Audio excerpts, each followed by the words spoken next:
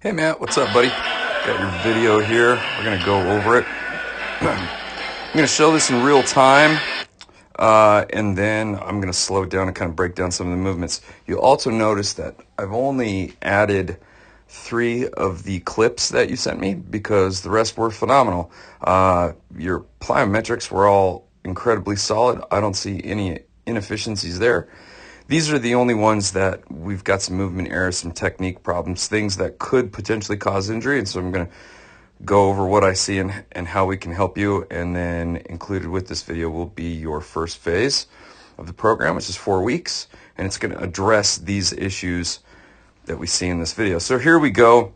Got your deadlift. I'm not sure how much weight is on there. It looks like 275, maybe 295 if those are 35 pounders on the ends.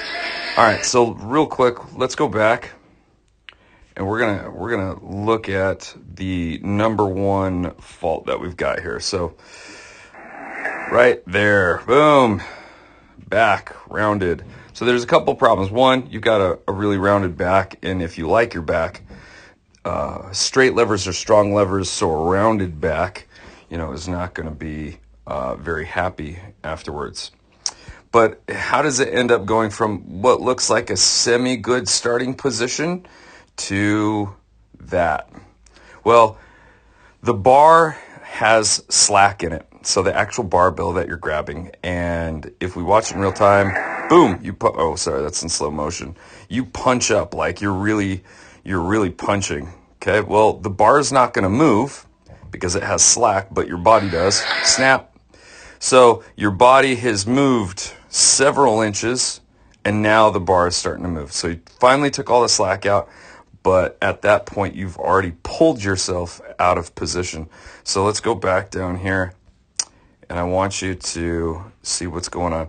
So in this position, rather than just punch through, you should start lifting your chest, getting a nice tight grip on the bar, and pulling all the slack out of the bar. Then punch through.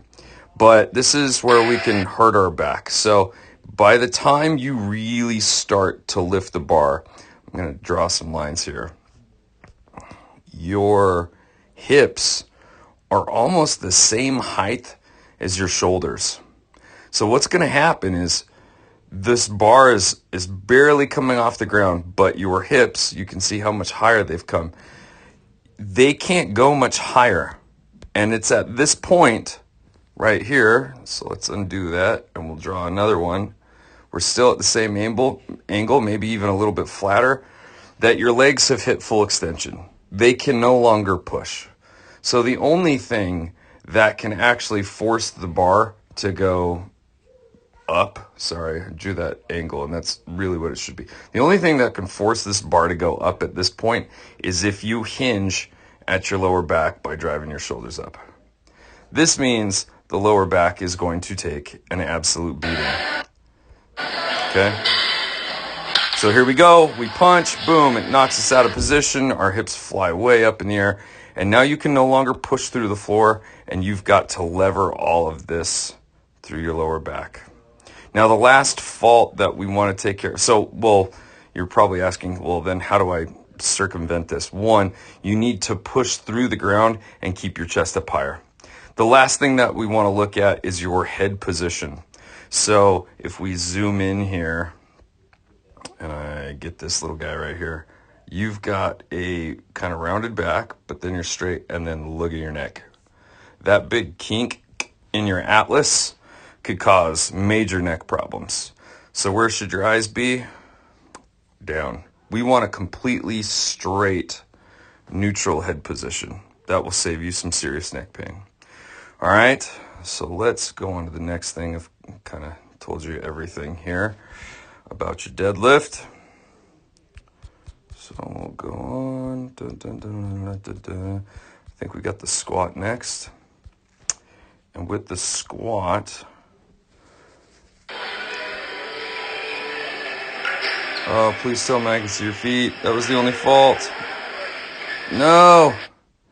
For some reason, when people coach's eye, this app really screws some stuff up. I'm sorry, man. It's not going to show me.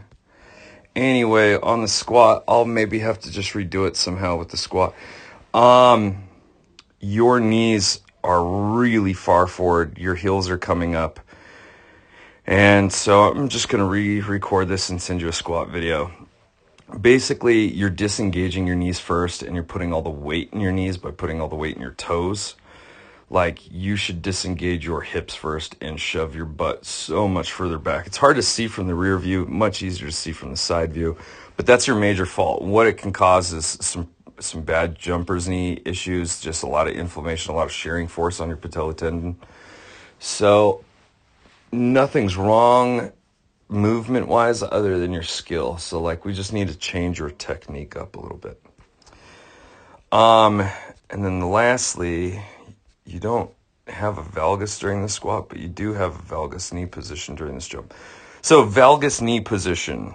So here we have your broad jump, and we use the jumps because they're an expression of power, meaning if you have zero movement faults and maybe some of the lifts because you're really good at keeping tension, when we actually apply it, put it in real life practice, some of those faults might show up.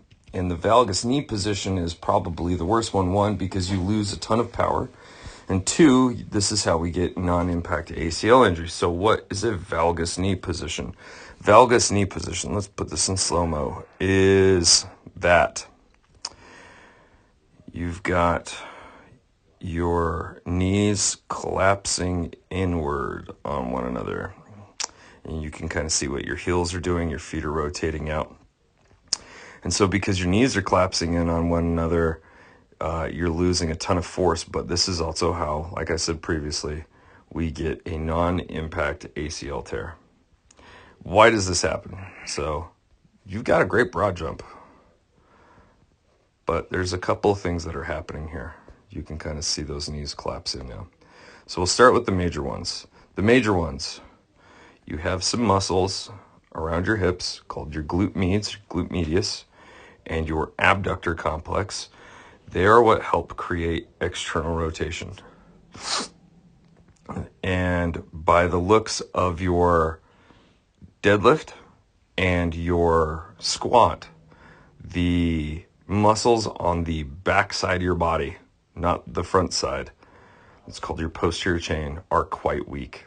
That would be your lower back, your glutes, your hamstrings, and then all of those muscles that I just said before, the glute med, the abductor complex, maybe a little adductor complex, but they're what's contributing to the weakness.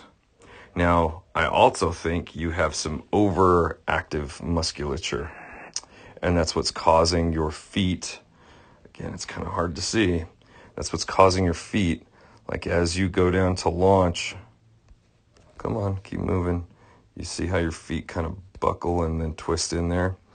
I think you have some muscles right here. These are called your peroneal complex. They run up along the side of your calf. They're not the front ones. That arrow makes it look like the front. So the front muscles are called your anterior tibialis. Obviously your calf muscles in the back, but on the side, you have your peroneal complex. And if the peroneal complex is too tight, it makes the foot turn out and turn up. And if that turns up, the knee collapses in and the knee gives way.